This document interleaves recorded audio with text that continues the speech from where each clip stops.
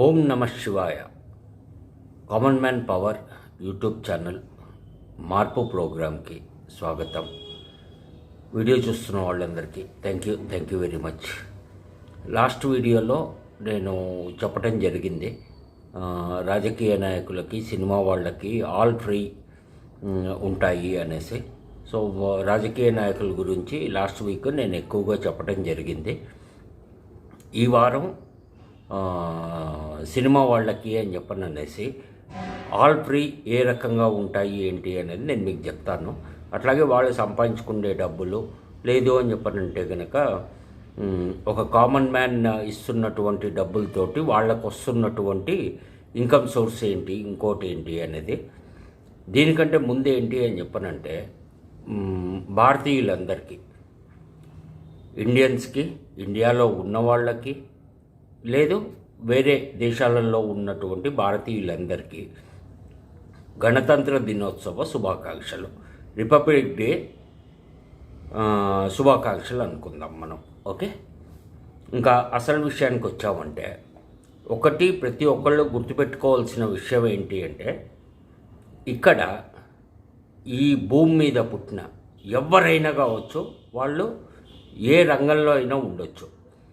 రాజకీయ నాయకులు కావచ్చు, సినిమా వాళ్ళు కావచ్చు, లేదు స్పోర్ట్స్ వాళ్ళు కావచ్చు, బిజినెస్ వాళ్ళు కావచ్చు, లాయర్స్ కావచ్చు, జడ్జీలు కావచ్చు, పోలీసులు కావచ్చు, లేదు అని చెప్పారంటే ఒక కామన్ మ్యాన్ డైలీ కూలీ కావచ్చు, లేదు అని చెప్పారంటే కనుక స్వామీజీలు, లేదు ఇంకోటి చాలామంది మనకి ఎవరెవరి ఫీల్డ్లో వాళ్ళు ఉంటారు. ఇంకోటి అని చెప్పని అనేది, ఇక్కడ ఎవ్వరూ దేవుళ్ళు లేరు. ఒకటి గుర్తుపెట్టుకోండి, ప్రతి ఒక్కళ్ళకి సమస్యలు అనేవి వస్తాయి. డబ్బులు ఉన్న వాళ్ళకి డబ్బు సమస్య లేకపోవచ్చు, వాళ్ళకి ఆరోగ్య సమస్య రాదా అంటే వస్తుంది. ఇంట్లో సమస్యలు ఉండవా అంటే ఉంటాయి. ఫ్యామిలీ సమస్యలు ఉండవా అంటే ఉంటాయి. అట్లాగే వాళ్ళు మనిషి పుట్టిన ఒక దీని నుంచి చచ్చేదాకా మధ్యలో బతికే అటువంటి టైంలో ప్రతి ఒక్కళ్ళకి ఏదో సమస్య అనేది ఖచ్చితంగా ఉంటుంది. ప్లస్ పుట్టిన ప్రతి జీవి భూమి మీద పుట్టిన ప్రతి జీవి చావాల్సిందే. సో డబ్బులు ఉన్నాయి కదా అనేసి వాళ్ళకి జబ్బులు రావు, లేకపోతే చావు లేదు, ఇంకోటి అని చెప్పని అనేసి అనుకోకండి. ఎందుకంటే రీసెంట్గానే ఎంతోమందిని మనం చూసాం. రాజకీయ నాయకులు కావచ్చు, లేదు అని చెప్పనంటే కనుక పొలిటీషియన్స్ దీని మీద అనేసి తీసుకున్నాము అని చెప్పనంటే అనారోగ్య సమస్యలతోటి అనేసి చనిపోయిన వాళ్ళని చూసాము, సినిమా యాక్టర్లను చూసాము, స్పోర్ట్స్ వాళ్ళని చూసాము, బిజినెస్ వాళ్ళని చూసాము, అందరినీ చూసాం. సో ప్రతి ఒక్కళ్ళు కూడా ఏదో రోజు చనిపోవటము అనేది గ్యారంటీ, అది కన్ఫామ్, దాంట్లో ఎటువంటి డౌట్ లేదు, వెనక ముందు అంతే, అంతకు మించి ఇంకేం లేదు. ఇదొకటి ప్రతి ఒక్కళ్ళు గుర్తుపెట్టుకోండి. ఎవరు దేవుళ్ళు లేరు, భూమి మీద పుట్టిన వాళ్ళు. ఇది గుర్తుపెట్టుకుంటే అందరికీ కొంచెం ఏంటి అంటే ఎవరికి మర్యాద ఇవ్వాలి, లేకపోతే ఎవరికి ఇచ్చేయాలి అనేసి. ఇంకోటి ఏంటి అని చెప్పనంటే, ఎవరు మీతోటి ఏ రకంగా ప్రవర్తిస్తారో, అంటే మీకు మర్యాద ఇస్తున్నారో మీరు మర్యాద ఇవ్వండి, మీకు గౌరవం ఇస్తున్నాడు మీరు గౌరవం ఇవ్వండి, మిమ్మల్ని తిడుతున్నాడు మీరు కూడా తిట్టండి అవతల వాడిని. మిమ్మల్ని తిడుతుంటే మీరెందుకు కోరుకుంటారు? మీ మీదకి ఏదన్నా ఇష్యూ మీద అనేసి ఫైటింగ్కి వస్తున్నాడు ఇంకోటి అని చెప్పనంటే కనుక మీరు కూడా కొట్లాడండి. ఇదే ఉంది. ఎందుకంటే మనము ఏది ఇస్తే అది వెనక్కి వస్తుంది అని చెప్పననే దాని మీద చాలామంది చెప్తూ ఉంటారు కదా. అదే రకంగా మనము చెట్టు ఏ విత్తనం నాటామో ఆ చెట్టే మొలుస్తుంది. ఇప్పుడు బెండ విత్తనం నాటామో అని చెప్పనంటే టమాటాలు కాయవు, దానికి పచ్చిమిర్చి కాయవు.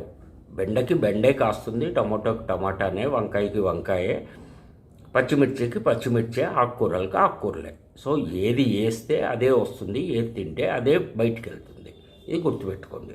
అది ఇంకా సినిమా వాళ్ళు దీనికి వచ్చాము అని చెప్పనంటే, షూటింగ్ టైంలో ఇండోర్ అయినా అవుట్డోర్ అయినా లేదు ఇంకెక్కడైనా కానీ వాళ్ళకి షూటింగ్లు అవుతున్నాయి. ఇంకోటి అంటే వాళ్ళకి ట్రావెలింగ్ దగ్గర నుంచి, అంటే కారు దగ్గర నుంచి పొద్దున్న టిఫిన్లు, మధ్యాహ్నం బ్రేక్ఫాస్ట్, సాయంత్రం స్నాక్స్, రాత్రికి డిన్నరు, ఆడవాళ్ళైనా మగవాళ్ళైనా తాగేవాళ్ళు ఉన్నారు అంటే మందు, సో ఇవన్నీ కూడా ఆల్ ఫ్రీ స్కీమ్స్ వాళ్ళకి.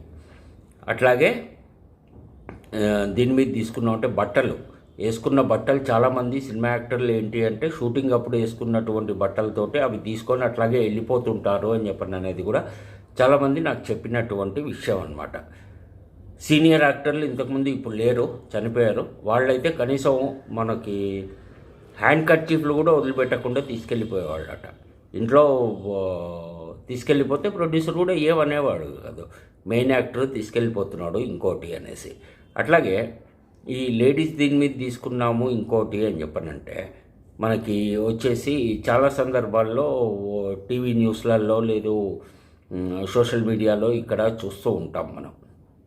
ఏమని అంటే సినీ ఫీల్డ్లోకి వెళ్ళేటప్పటికి ఈ ప్రొడ్యూసర్ కానీ హీరో కానీ హీరో అంటే మెయిన్ క్యారెక్టర్, నేను వాళ్ళని హీరో అన్నాను, ఎంటర్టైనరు మెయిన్ ఎంటర్టైనరు అనేసి అంటాను నేను. అయితే డైరెక్టరు సో లేదు ఇంకోళ్ళు అనేది మమ్మల్ని కమిట్మెంట్ అడిగారు, లేదు అని చెప్పనంటే కనుక మాతోటి ఎంజాయ్మెంట్ కోసం అనేసి అడిగారు ఇంకోటి అనేసి. ఈ యొక్క క్యాస్టింగ్ కౌచ్ అనేది లేదు ఇంకోటి అనేది ఒక సినీ ఫీల్డ్లోనే లేదు, అన్ని ఫీల్డ్స్లో ఉంది అది.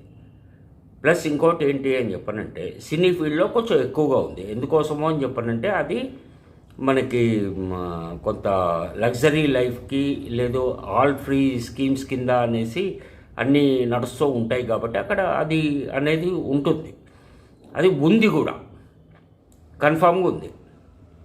దానికి ఇష్టపడితేనే ఆ ఫీల్డ్లోకి వెళ్ళు, లేదు అని చెప్పనంటే కనుక నాకు డబ్బులు కావాలి, లేదు అని చెప్పనంటే నేను కష్టపడను, లేదు అని చెప్పనంటే నేను ఇంకో రకంగా నేనేం చేయలేను ఇంకోటి అని చెప్పనంటే కనుక అది అక్కడ ఏమంటారు ఫేమస్ అవ్వటము, సెలబ్రిటీ అవ్వటము ఇంకోటి అని చెప్పని అనేది ఎక్కువ సినిమాల్లో ఛాన్సులు రావటము అనేది ఆడ వాళ్ళకి లేడీ యాక్ట్రెస్కి జరిగే అవకాశం లేదు.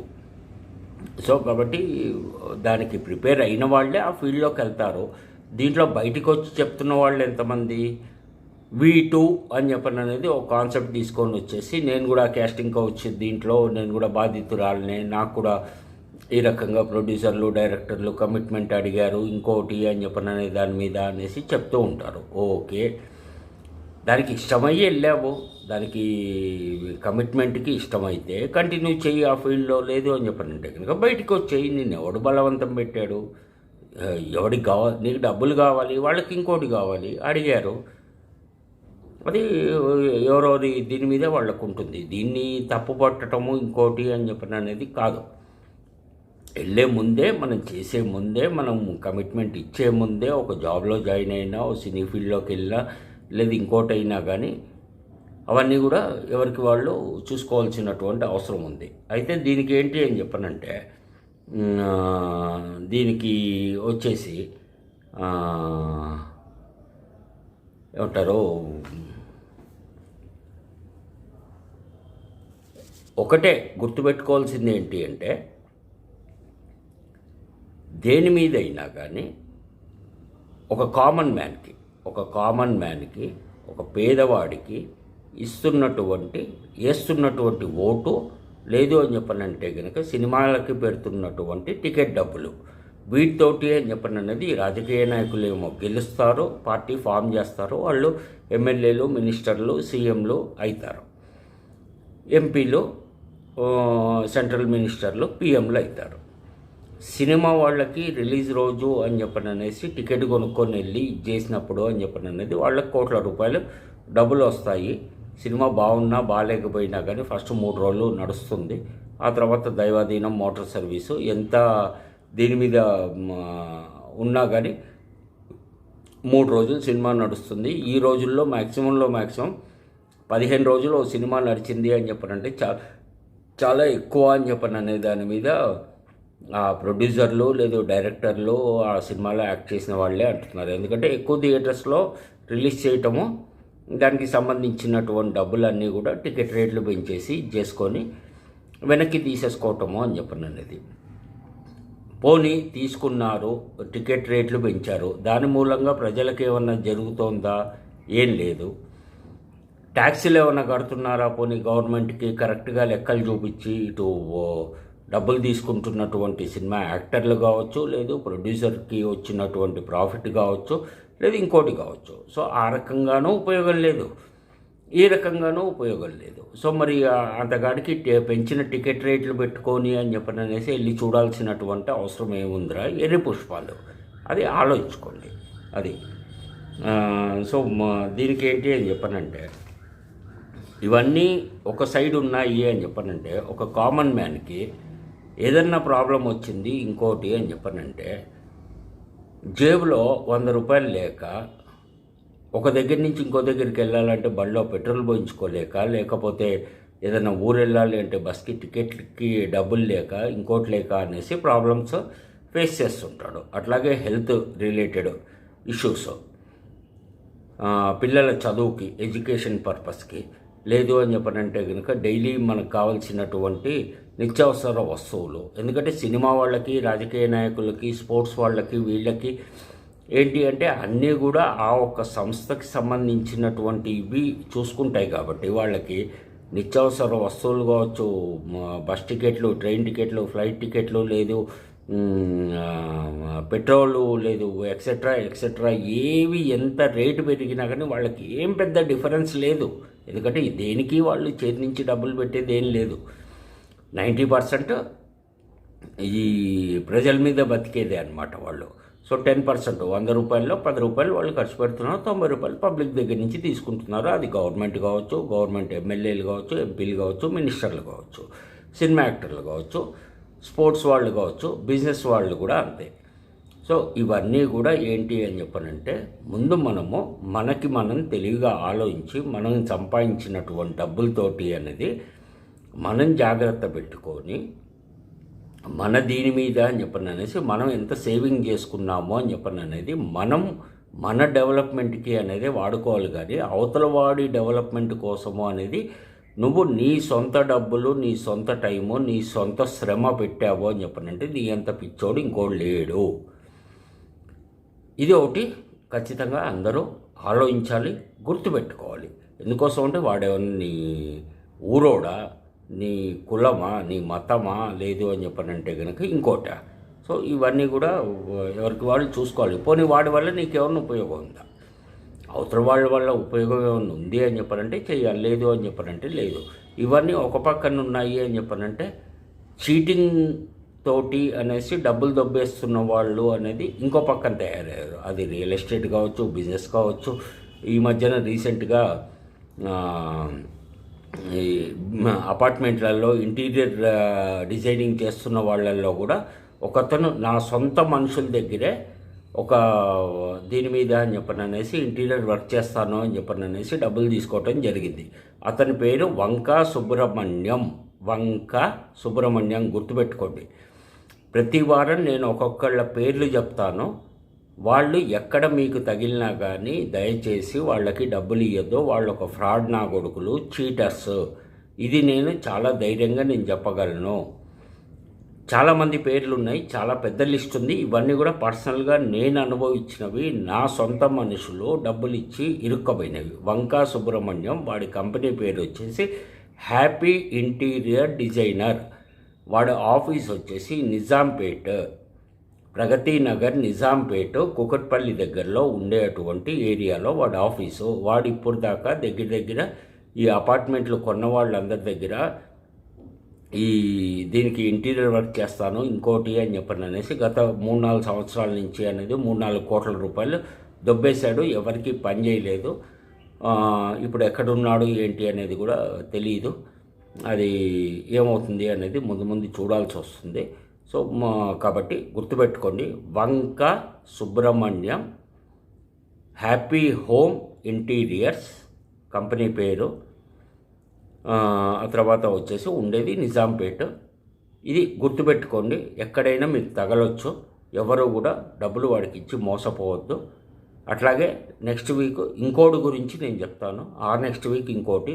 ఇక నుంచి ప్రతి వీడియోలో ఒక్కో మనిషి గురించి చేసిన ఫ్రాడ్ గురించి వాడి పేరు, వాడు ఉండే ఏరియా, ఊరు, ఇంకోటి అనేది చెప్తాను. ఫోన్ నెంబర్లు ఇస్తే బాగుండదు, అందుకని నేను ఫోన్ నెంబర్లు ఇవ్వట్లేదు. సో ఓకేనా? Thank you very much. అందరూ జాగ్రత్తగా ఉండండి. డబ్బులు ఎక్కడ ఎవరిని నమ్మి డబ్బులు ఇవ్వద్దు. ముఖ్యంగా సోషల్ మీడియా ద్వారా నమ్మి ఎవరికి డబ్బులు ఇవ్వద్దు. మీ డబ్బులు మీరు జాగ్రత్తగా పెట్టుకోండి, మీ అవసరాలకు వాడుకోండి, మీ డెవలప్మెంట్కి వాడుకోండి. సంపాదించిన దాంట్లో ఎంతో కొంత డబ్బులు దాచిపెట్టుకోండి. ఓకేనా? Thank you very much. Om నమో వెంకటేశాయ. మంచి వాళ్ళందరూ బాగుండాలి. Thank you.